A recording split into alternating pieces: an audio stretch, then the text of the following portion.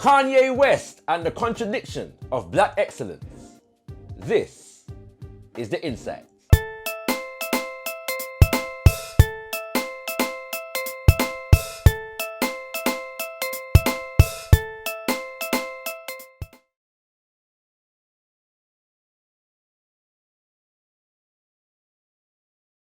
For the past month or so, Kanye West has once again dominated conversation with a number of controversial, social and traditional media appearances tailor-made to annoy, inspire and perplex in equal measure. Everything from slavery to free thought, commercialization and mental health is up for endless levels of conversation. As far as what he actually said, there's sense in the nonsense. There's even some nonsense in the sense. But today, we're not going to challenge the extent to which slavery was a choice, as that shouldn't really need any further investigation. We're not going to examine the extent to which Mr. West's statements are the result of mental breakdowns or breakthroughs. As whatever the case, there's much that deserves our consideration on its own merit. So today, we will explore Kanye's pronouncements in the context of the buzz term of the moment, black excellence. By way of definition, we consult the #1 authority on such matters, the Urban Dictionary, which informs us that black excellence is simply someone that is black and portrays great qualities and abilities that makes the black community proud. A very broad definition, but a brief browse of the hashtag on social media provides more specifics. Black excellence is used to describe Kendrick Lamar winning a Pulitzer, Beyonce killing it at Coachella, and of course, Black Panther exploding the box office whilst its cast took over the Oscars red carpet. By far, the most frequent use of the phrase, on Twitter at least, is in relation to black university graduates and black men and women achieving big things in the corporate world. But it's also been used to describe a sister in South Africa's unique crochet bralettes, immigrants saving babies from high-story buildings, Naomi Campbell strutting her stuff on the catwalk, the first black women pilots on Alaska Airlines, and so much more. Ever since Oscars So White, black people have been winning Academy and Grammys and other coveted awards left, right and centre, making the concept of black excellence arguably the highest profile it's been since Imhotep built the pyramids. In steps Kanye West, a man largely considered to be a creative genius and widely admired for his capacity to push his artistic limits. With notable achievements in music, film and fashion, Yeezy now wants to try his hand in the realm of architecture and interior design. All this combines to produce a man who declares himself the greatest artist of all times in his recent Charlemagne the God interview. Because I am the greatest artist of all time. It only makes sense. He got good taste. Yeah, he got his confidence back. No, I'm just saying that it's a flat statement. Up to this point, you know, after me, there will be greater. You know, but this is yay. Like, this is like past anything that's happened up to this point. This is the best. Even the Michael Jackson, Prince, Stevie Wonder, whoever else you want to throw out there. Because I throw Howard Hughes in there. I throw Henry Ford. I throw Walt Disney. I throw Steve Jobs. Gotcha. In there also. So you can't say it's a lie because something like that is a matter of opinion. Yeah, and they it's a barbershop debate. They're right. It's not even a debate. It's just the truth. What a list of name drops. Let's take a look at it. Howard Hughes, record-breaking pilot and filmmaker. Henry Ford, founder of the Ford Motor Company. Walt Disney, arguably the most famous animator of all times. Steve Jobs, CEO and co-founder of the ubiquitous tech giant, Apple. Throughout the interview, Kanye throws out a dizzying array of mentors and figures who he considers to be icons, including Elon Musk, Scooter Braun, Tinker Hatfield, Mark Parker, Marc Jacobs, Mark Zuckerberg, Francois Pinault, Bernard Arnault and a few others. Not to mention that much of this recent hype was sparked by Mr. West's express admiration for none other than American commander and clown-in-chief, Donald Trump. Anybody else beginning to notice a pattern here? Yes, these are all white men. time doesn't allow for us to break down exactly who all these white men are, except to say, these are not just any white men. These are the white men who are among the primary movers, shakers and shapers of Euro-American popular and corporate culture. As Ye says in relation to the real Louis Vuitton don, Bernard Arnault. And he's one of my idols, just like Jay-Z. He's cold. You know, he made culture before there was culture. Because he set the platform before there was an internet to hire John Galliano from St. Martin's, one of Louise Wilson's students, hire Marc Jacobs. He had the vision. This man is a visionary, you know. He is one of my idols. I love Bernard. I feel his energy. He loves me also. So this is how it works. The two black icons Kanye refers to are Jay-Z in relation to his personal relationship with the hip-hop mogul, and Michael Jordan, who Kanye believes is a preferable option to the great Mama Araminta, Harriet Tubman, for a feature on the proposed new $20 bill. According to Yeezy, somehow Mama Harriet's connection to the enslavement of African people taints the value of her life as an example of black excellence, as she, quote, keeps reminding us of slavery, while the NBA superstar carries no such baggage and succeeded in ways that Kanye expressly wishes to, namely a long-term deal with his favorite shoe company, Nike, or Nike for my American brothers and sisters. Somehow, following a reference to Wale, Malcolm X and Martin Luther King, Kanye says, I know this is gonna cause an uproar, but certain icons is just too far in the past and not relatable, and that's what makes them safe.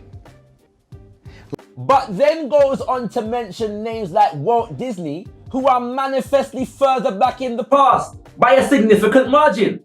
This, at the very least, is interesting iconography, arguably representing two distinct schools of thought. The excellence of Mama Araminta Harriet Tubman lies in the fact that she played a key role in completely dismantling the entire system of chattel slavery, which was at the time the most important industry in the American capitalist economy. Michael Jordan was able to leverage his black excellence as the greatest basketball player of all times to become a business mogul, licensing his name and image for the use of one of the key players within today's American capitalist economy, Nike.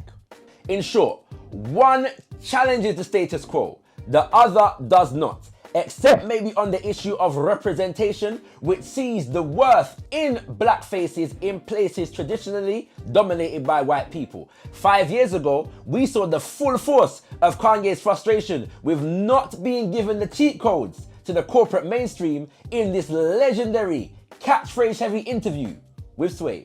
What's going to happen with the Red Octobers? You know what Nike told me when I asked them?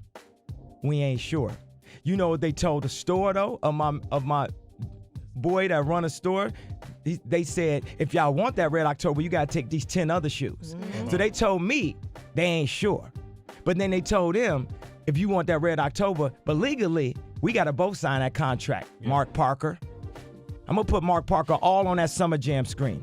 And by the way, Mark Parker, yes, I will still accept an investment in Donda. I got some more ideas that don't involve shoes. But if you guys are investing in the arts, y'all want to invest in this school in Brazil, y'all want to go to Africa, I'm standing up and I'm telling you, I am Warhol. I am the #1 most impactful artist of our generation. I am Shakespeare in the flesh. Walt Disney, Nike, Google. Now, who's going to be the Medici family and stand up and let me create more? Or do you want to marginalize me till I'm out of my moment? Or why don't you empower yourself and don't need them and do it yourself? How, Sway? Take a few steps back to go. You ain't got the answers, man. You ain't got the answers. You ain't got the answers. You ain't got the answers, Sway. But maybe this observation is misplaced, as the concept of race is one that Kanye appears uncomfortable with. And, you know, today, I don't want to use white, black, the black man show, all too much of that. I want to modernize, but I want to speak about the concept of racism as something that is something we're in, it's something of the past, it's something we'll break in the future. So I say this, I got this rap that say, parents are the strippers, strip kids of their confidence, teach white dominance, question your common sense. I've been washed in tradition, the Amarants, hopped off the Amistad and made Amagod.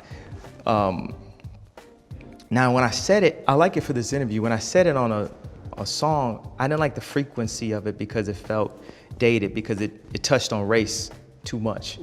So it's not that racism, we definitely are dealing with racism, but I want to push future concepts, Which all sounds pretty good, except based upon the list of icons and aspirations, future concepts doesn't seem to take us beyond the dominance of white people and white culture as the primary measuring stick for black aspirations, which begs the question, to what extent does black excellence simply prop up the idea of white cultural superiority? By now, we should recognize that this dynamic is not limited to Kanye West. His pronouncements simply provide a window through which to explore the issue. No matter how independent a black artist may be, winning a Grammy seems to remain the ultimate aspiration. The Oscars, Golden Globes, BAFTAs, etc. still remain the highest desired levels of achievement for the majority of black actors, directors, screenwriters, and producers. The highest aspiration for black businesses is to develop an initial public offering, or IPO, worthy company, capable of doing well on the present capitalist stock market. In 2008, when Obama became president, black adults looked at their precious black children and said, see, now you know you can achieve anything. In fact, getting back to the Urban Dictionary, the very example given to illustrate black excellence is, LJ is the perfect example of black excellence because he's going to Harvard, America's top prestigious university. In African fundamentalism, his most popular speech, the most honorable, Marcus Mosiah Garvey says, Africa has created countless millions of black men and women in war and in peace, whose luster and bravery outshine that of any other people. Then why not see good and perfection in ourselves? We must inspire a literature and promulgate a doctrine of our own without any apology to the powers that be. Using this as a guideline, let's take a look at a few examples that seem to feature less in the realms of this current celebration of black excellence. First up, Haile Gerima, writer and director whose most notable film is Sankofa. Refusing to be a tool of the mainstream, Haile Gerima makes films that tell uncompromising black stories completely self-funded for decades. Or Sam Greenlee, a novelist and filmmaker whose guerrilla film production tactics helped him to produce the now legendary The Spook Who Sat by the Door. Despite being shut down by forces as high up as the FBI, The Spook Who Sat by the Door still managed to permeate the underground and remains a cult classic to this day. Or how about Thomas Sankara, who among other achievements revolutionized the economy of Burkina Faso, making the West African nation completely food self-sufficient in just 4 years. No nation in Africa or the Caribbean can claim this today, except maybe Zimbabwe. And speaking of Zimbabwe, what about Mother Earth Mineral and Mining Services, an independent precious metal and mining institution founded by 3 sisters, Makeda, Zaudito, and Sister Chippa, rest in Rastafari peace. 3 Rastafari women from Birmingham who traveled to the nation of Zimbabwe and founded an institution designed to make African resources work for African people. Or Mama Henrietta Vinton Davis, a prolific actress who joined the Universal Negro Improvement Association and African Communities League in the time of the most honorable Marcus Mosiah Garvey, and built an international network of Black Cross nurses who treated and produced material pertaining to women's health issues before the mainstream health services in America and Britain considered women's health a viable field of public study or service. Then there's Philip Emeagwali, a genius-level mathematician whose calculations are widely believed to have revolutionized the modern computer.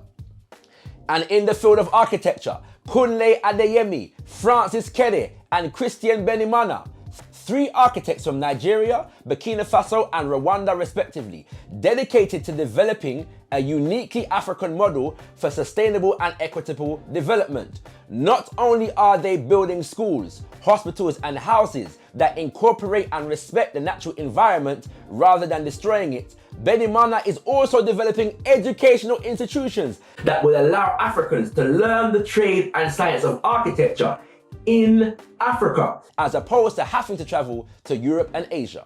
Finally, the worldwide fashion industry has been feasting abundantly on the excellence of African women, particularly from West Africa. We may not know their names, but their designs and textiles are consistently ripped off by fashion houses in Holland, Britain and America, and even China. And with these 2 examples, we can draw a parallel with the work of Baba Chinwezu in his book, Decolonizing the African Mind. In questioning the relevance of the Olympics to black people, he states, "Does the black world need the Olympics? I think not. I say this in spite of the billing given the Olympics, and in spite of our penchant, induced by our experience of colonial aspersion for putting Africa on the map. Since the Olympics are indeed controlled by the Western world, deeply antagonistic to black people, they ought not to be regarded as an athletic competition indispensable to us. Besides, the point is not to put black nations on the map as it exists, but rather to remake the map." Ultimately, this is not about Kanye West critiquing him or assessing his state of mind. It's more productive to explore the ideas he expressed and recognize how much our culture as black people as a whole reflects or rejects the cultural dominance of whiteness. Can we have black excellence and shake off the shackles of mental slavery if our aspirations remain imprisoned by the prestige associated with Western culture? If black culture can inspire music, dance and fashion, can black culture inspire politics, economics and social order? If black excellence can inspire us to win awards, can it also inspire us to create awards, recognizing artistic and scientific achievements that forward a black agenda of black communities and nations based upon our own cultural ideals? If black excellence can inspire us to seek patronage from major white corporations, can it also inspire us to build independent institutions in which our art can project the best of who we are without having to seek approval or patronage? Those are the questions, and this is the InSight. Peace and blessings, family. This is, in fact, the first InSight ever written. Just thought we would use the whole isolation quarantine period to bring it to you. And you done know, man, felt it was still relevant. Hope you got something from it. Do want to hear your thoughts, your feelings, your opinions. Share your perspective in the comment section. Make sure you like the video and share the thing. Check out gotKushTV. Stay tuned for another InSight coming soon. And always remember, you ain't got nothing if you ain't got Kush. gotKushTV is supported by Better Marketing Mastery.